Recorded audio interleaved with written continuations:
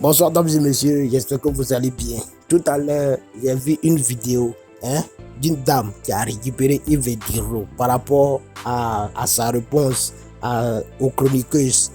Dames et messieurs, avant de vous présenter la vidéo, j'aimerais vous présenter la vidéo de Yves Diro d'abord. Et après, vous allez écouter les propos de la dame qu'elle a tenu envers Yves Diro. D'abord, toi tu es en train de juger Yves Diro. Yves Diro a dit quoi?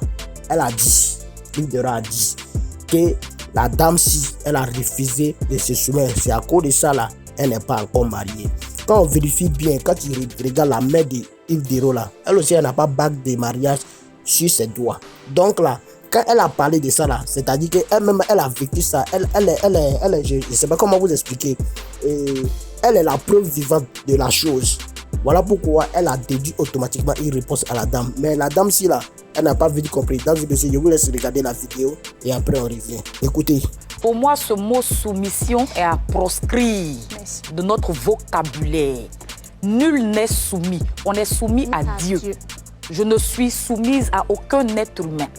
Voilà. Si je suis ta go, tu es mon gars, on se respecte mutuellement.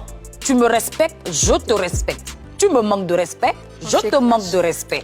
Mais je ne serai pas ta soumise. C'est tout.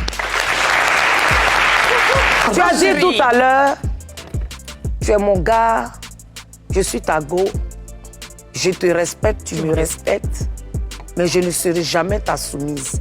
Tu sais, c'est pour ça depuis tu n'es pas marié. Voilà la réponse de Yves Diro qui est en train de créer polémique à l'air là sur la toile. Maintenant, sur cette réponse-là, il y a une coach qui a répondu à Yves Diro.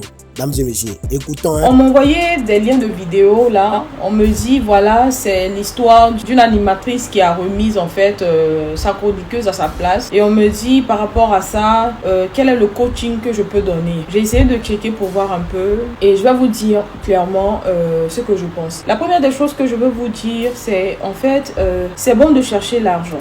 D'accord? C'est bon d'être indépendant financièrement. C'est bon d'avoir un boulot.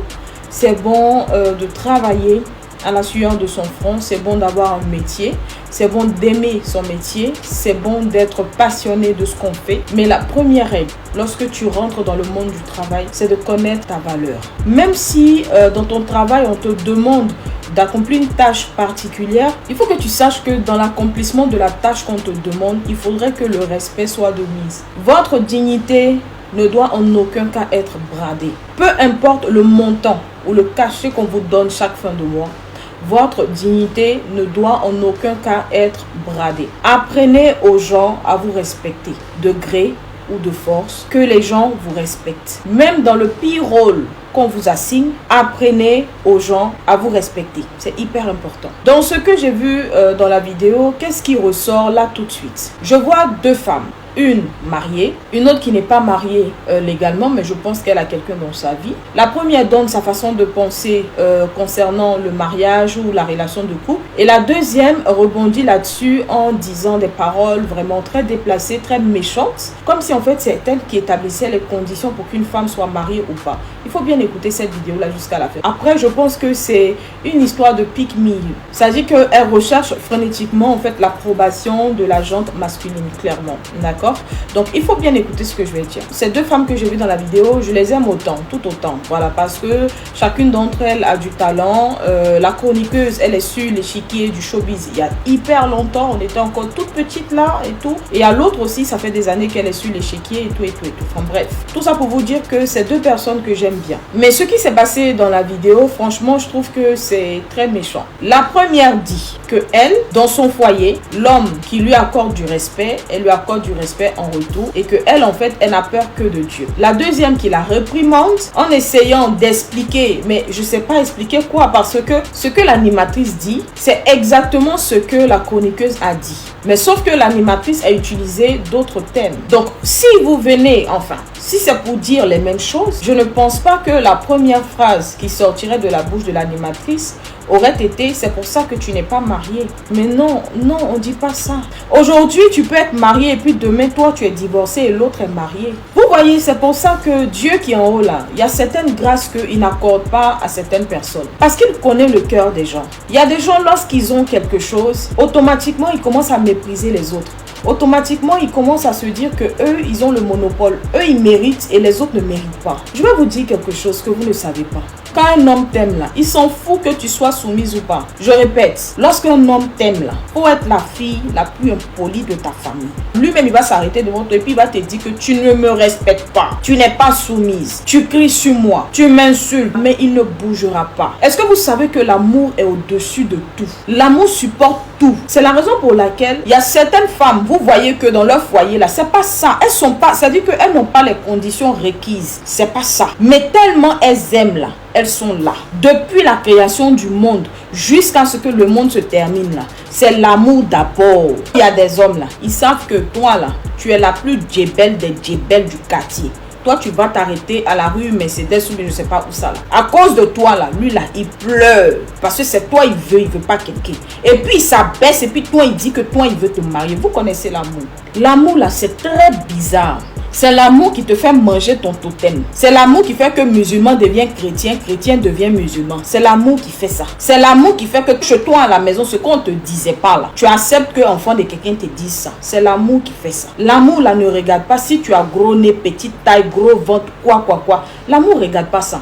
Si tu es la plus impolie, le plus djandjou, le plus bandit, le plus je sais pas quoi, le plus à caractère bizarre, l'amour ne regarde pas ça. Donc lorsque vous avez la parole là, arrêtez de vouloir rabaisser les autres comme si c'est vous qui avez le catalogue des conditions d'approbation de mariage. C'est quand ton temps arrive là que tu te maries. Avant que tu ne te maries là, tu as forcément tourné. Et puis tu es tombé sur quelqu'un qui t'a accepté, qui t'a aimé comme tu es, qui t'a dit que je te veux, qui t'a mis dans son foyer. C'est quand tu as vu que l'amour là-bas, là, c'est bon là, de façon naturelle, tu t'es soumise. On se soumet lorsqu'on se sent aimé, lorsqu'on se sent respecté. C'est exactement ce que la fille a dit. Le fait qu'elle dise qu'elle n'a peur de personne à part Dieu là, ce n'est pas mauvais. Parce que Dieu lui-même dans sa parole a dit que au lieu d'avoir peur de celui qui est capable de faire mourir ta chair là, faut plutôt craindre celui en fait qui est capable de faire mourir ton âme. Certes, elle a utilisé ses propres mots, mais ce que l'animatrice a dit et ce que la chroniqueuse a dit, c'est exactement la même chose. C'est parce que le problème, c'est que les gens ne veulent pas réfléchir pour aller loin. Eux, ils prennent juste ce qu'on leur donne là. Sinon, elles ont dit exactement la même chose. L'autre, dans son foyer, se sent soumise parce que l'homme qu'elle a rencontré l'a accepté comme elle était. L'a aimé, a aimé ses enfants. C'est pas inventé, c'est elle-même qui a dit. L'homme là lui a montré qu'il avait du respect, de l'amour, de la loyauté, de la fidélité, tout ça. Et de façon naturelle, elle s'est soumise. La soumission là, ce n'est pas un truc qu'on coche avant de rentrer dans le mariage. C'est lorsqu'on se sent en sécurité. Tu sais qu'on t'aime, tu sens qu'on t'aime. Donc de façon naturelle là, tu te donnes. Sincèrement, moi je trouve que c'est un peu malsain d'accepter que toi, on te grandisse et qu'on descende ta camarade. La chroniqueuse est venue faire son travail. On lui a demandé d'être comme ça. Aujourd'hui, quand tu prends ton mariage, tu gonfles. Tu fais comme les vues là. Demain, ça peut être divorce. Et puis l'autre est marié. Personne ne sait ce que demain enfantera. Dieu lui-même, il a dit. L'argent, oui, mais la dignité d'abord. Vous aussi, c'est ça le problème. On ne peut pas venir parler parce que demain, quand on va déposer l'argent, peut-être que vous allez encore retourner là-bas pour aller vous faire humilier. Je regarde les commentaires. Oh non, la sagesse, l'africaine et tout. Ça, c'est du pick-me. Arrêtez. Le vrai amour n'a pas le temps de calculer tout ça. Celui qui a envie de s'asseoir pour cocher les cases avant de se marier, il va rester longtemps célibataire. C'est pour ça que vous les voyez beaucoup. Ils ont 40 ans, 45 ans. Ils ont des enfants, ça et là, mais ils ne sont pas mariés.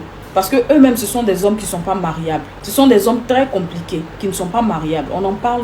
On en parle quand Dieu te fait grâce, accepte et puis prie pour ta camarade. Parce que pour toi peut se gâter du jour au lendemain.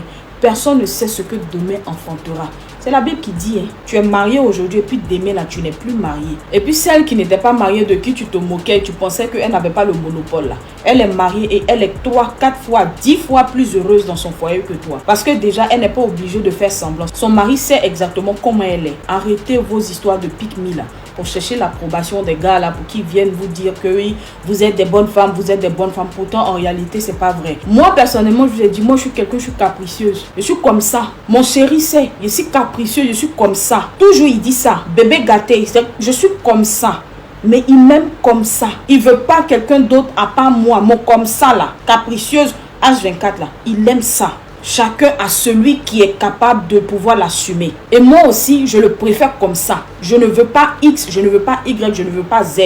Comme il est là.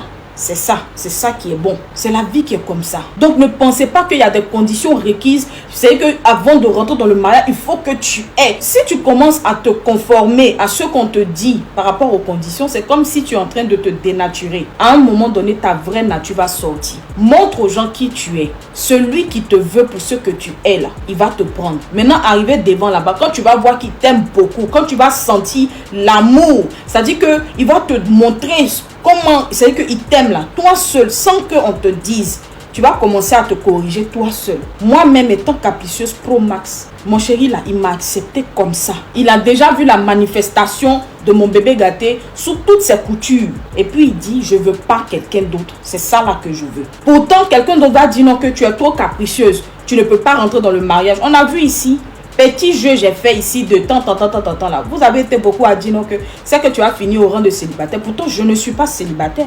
Je suis dans une relation très sérieuse. Je dis bien très sérieuse. Mon chéri même il vient, il regarde vos commentaires puis il rit. Ça lui fait rire. Sois qui tu es. Celui qui doit t'aimer t'aimera pour ce que tu es. Et puis toi-même, de façon naturelle, tu vas commencer à te corriger. Parce que qu'est-ce que tu veux? Tu voudras rendre la personne là plus heureux parce que tu sens qu'il t'apporte le bonheur en fait. C'est la vie qui est comme ça. D'accord? Coach Norty a fini de parler. Bonsoir. Eh bien les gars, j'espère que vous venez d'écouter la vie de Coach Norty. Comment elle aussi, elle a analysé, elle a parlé, comment elle aussi, elle a aperçu la réaction de Yves Dero. Mesdames et messieurs, je vous laisse aussi vous donner vos avis en commentaire. Et puis, nous tous, on va apprendre quelque chose sur la vie. Portez-vous bien, on est ensemble. Mais n'oubliez pas de vous abonner à la chaîne. C'était le Gada Gada.